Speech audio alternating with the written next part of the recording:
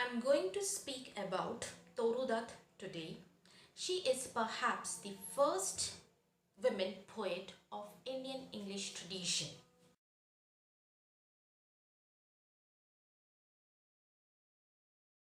She lived for a very short span of time.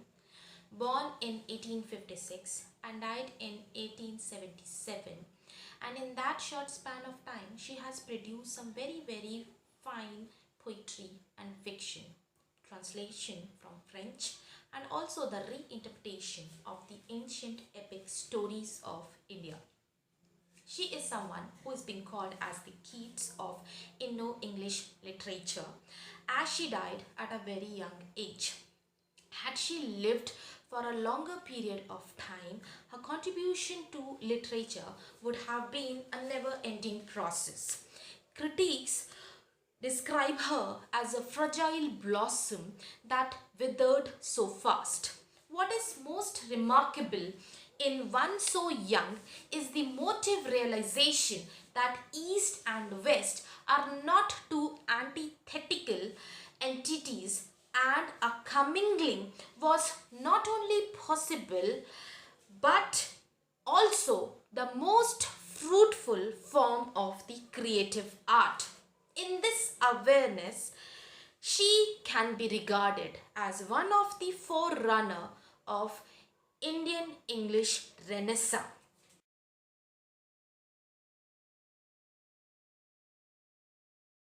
So today we are going to study about Torudat's The Sower.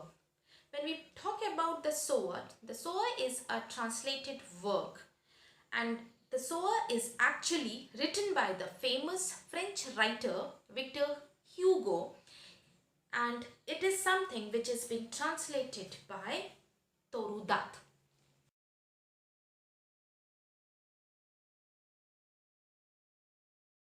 When we talk about Victor Hugo, he is famous among the Romantic writers. He was one of the rationalist writer among the Russian writers. He was honored in many ways. What we people can see his portrait in the French currencies.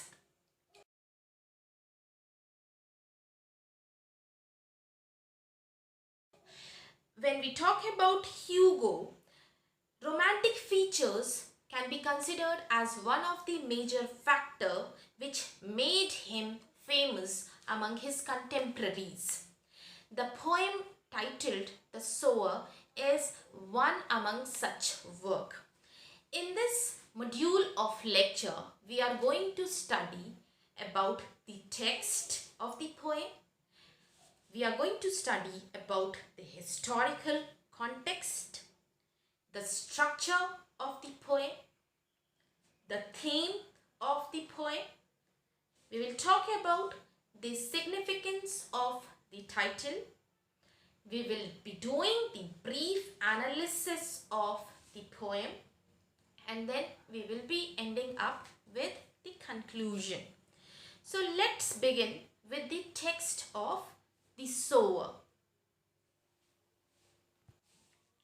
Let us now study the text of the poem. The Sower by Torudat. Sitting in a porchway cool, sunlight I see dying fast. Twilight hasten on to rule. Working hours have well nigh passed. Shadows run across the lands. But a sower lingers still. Old in rags, he patient stand. Looking on, I feel a thrill. Black and high, his silhouette dominates the furrows deep. Now to sow the task is set. Soon shall come a time to reap. Marches he along the plain, to and fro, and scatters white. From his hands the precious grains. Muse I as I see him stride, darkness deepens, fades the light. Now his gestures to mine eyes are august and strange. His height seems to touch the starry skies. Now let us talk about the historical context of the poem Sower. The poem Sower was written when Napoleon French Imperial Army was in power. At that time, Victor Hugo was serving as a general in that army. Later on, he left that army. If we just look towards the structure of the poem is something which is being divided into 20 lines. There are 5 stanzas and 5 quatrains. The Sower is an organic poem. There are no traditional rules, that is, no free or blank, because there is no iambic parameter. But still, the poem follows a rhyme scheme, because if we just look towards the structure of the poem, this is what we people can say: cool rule, land stands, deep reap. So these are certain kind of the common words which suggest a certain rhyme pattern. Now let us discuss about the theme of the poem. When we just look towards the poem itself, the poem is about the farmer and the farming. Another theme which the poem develops is it sets a kind of an optimistic approach which leads towards a strong determination. The poem also talks about breaking the hardships, which later on suggest that what we people can do, the more we toil, the more we struggle, the more we people are able to overcome the hurdles in our life. So this poem teaches everyone a lesson, and to overcome that kind of the hurdle, one should have a courage to face it. So let us discuss the poem in detail. Now let us have a brief analysis of the poem The Sower by Torudat. If we just look in towards the title of the poem, the root word is sow. Sow is a verb and sower is a noun. So here the sower is a person who implants the seeds. So when we talk about the poem Sower, so here this poem is describing about the farmer and his farming. The message which is being conveyed through the poem is the optimistic and a kind of a hope which is being developed with the poem itself. Now let us look into the first stanza of the poem itself. The first stanza says, "Sitting in a porchway cool, sunlight I see dying fast." So here the first stanza, here the poet deals with the description of the nature. So poet is sitting in his room, and that is something which can be considered. Porchway is something which can be considered as a covered or a sheltered place. And there what he is doing, he is watching the beauty of the nature itself. So as I told you that Victor Hugo is someone who can be considered as one of the romantic poet. So nature plays a very important part in his poetry. So this is what he is sitting. He is sitting in a very comfortable manner, and from there he is viewing the beauty of the nature. Sunlight I see dying fast. So this can be considered Sunlight I see dying fast can be considered as the end of the day. So this can be considered as the evening time is something which is approaching. Twilight hasten on to rule. Twilight is a faint light after the day. So it means that it is functioning. That means a darkness is something which is appearing very fastly. So that means there is a kind of a dominance of the night time or the dominance of the darkness. So it is a kind of a hint that what we people should do, we people can wind up our work, and this is the time when we should go back to our home. So twilight hastens on to rule, working hours have well nigh passed.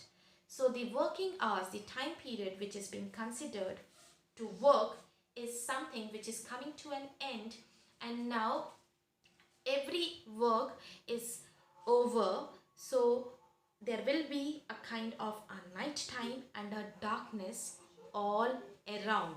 So here again it is suggesting that this is where the nature is trying to dominate on the human beings. That means the darkness is proceeding. So it suggests that all the human beings should go back to their home and they should take rest. So it is the time to wind up your work. Look into the second stanza. Shadows run across the land. The twilight has beautified the place, but sooner, this is what we people can say, that there is a kind of an appearance of the darkness, or the darkness is overshadowing the place. All of a sudden, the poet is someone who is being struck up by the sight of the farmer itself. And this is what he says: shadows run across the land, but a sower lingers still. From this onward, the whole attention of the poem is towards the farmer itself. Old in rags, he patient stands. So this farmer is someone who is wearing a old, and rags are the old piece of clothes. So he is wearing the old tattered clothes.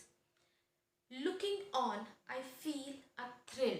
So this farmer is someone who is waiting for the right time, and as soon as the poet looks at the farmer, he is thrilled. Out of curiosity, he just wanted to know that why this farmer is someone who is standing when the work is over and when the day is going to pass. Now let us look towards the next stanza, that is the fourth stanza of the poem itself. Soon shall come the time to reap. This is something where we ended. Marches he along the plain to and fro, and scatters wide from his hands the precious grain. Muse I as I see him stride. So in the next quatrain, this is what he is suggesting. Soon shall come a time to reap. Before coming towards the next stanza, let me just explain you this line in brief. Soon shall come a time to reap is something where he is talking about that he will be getting a good amount of money for the kind of the crops which will be yielded this year. So this is how we people can say. On the first stanza, we have seen that how the nature is something which is dominating on the human beings. That means the suggestion of the darkness is something which tells or which gives a kind of a hint that it's time to go back, it's time to wind up your work, and it's time to go back to your home. And here when we just look towards the perspective of the farmer itself, farmer is someone who doesn't want it to go back. He wanted something. So he wanted to put his labor into something. That means he needs to achieve something. So this mindset of the farmer is something which is dominating the nature. So here the human thought system is something which is powerful, and that is something which is superseding the laws of the nature itself. We can say that man cannot rebel against the nature, but here what we people can say, this man is not rebelling against the nature, but his strong determination is something where he is ready to work hard, where he is ready to toil, and where he is ready to stand against the will of the nature itself. So here uh, marches he along the plain. So marching is something where we walk through the long steps. So the farmer, what he is doing, he is marching on the field. Marching on the field means, that means what he is trying to do, he is walking with a long steep steps. So uh, to and fro scatters wide. So he is working laboriously. From his hands the precious grain. So here these grains are something which are the very precious elements for the farmer itself, because these grains or these seeds are the only property which are being left for the farmer.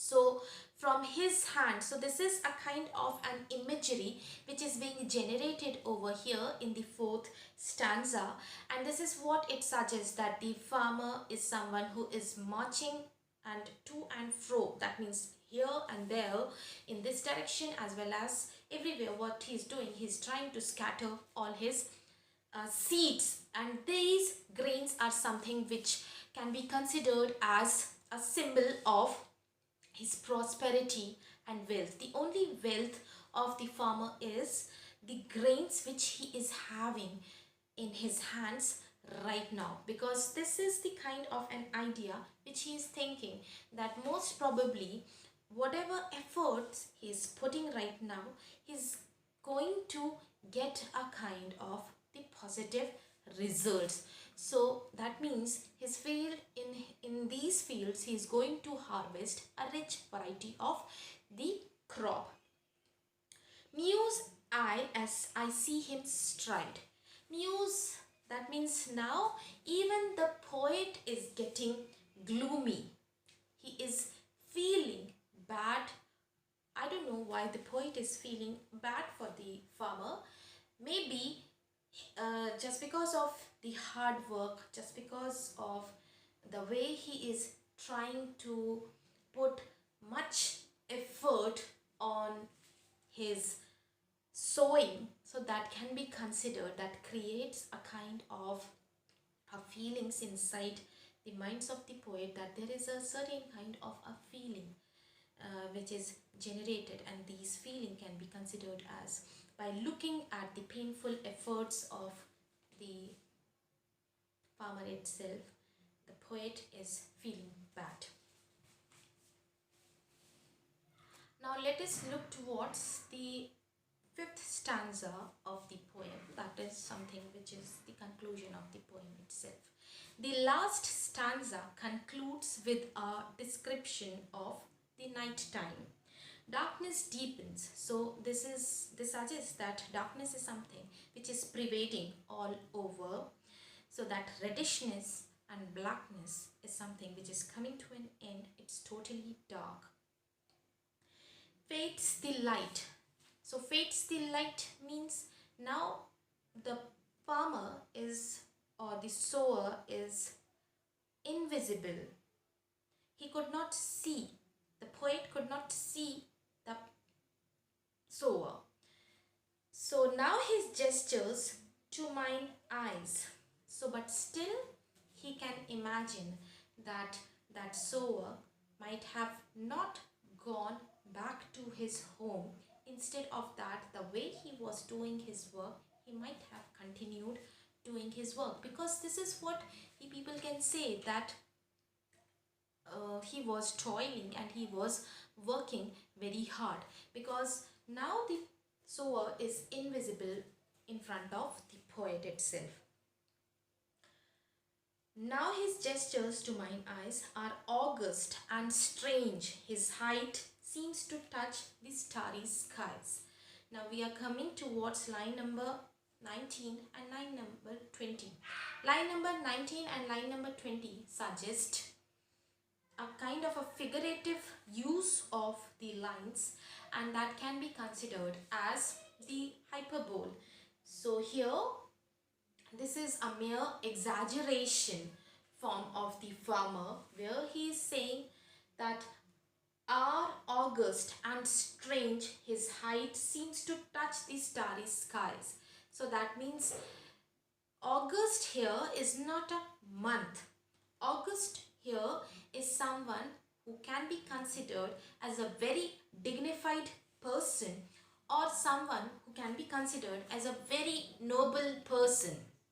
So this is something which suggests a kind of a majestic appearance of the farmer itself. So here the farmer was able to create a kind of a deep impression on the author's or on the poet's mindset.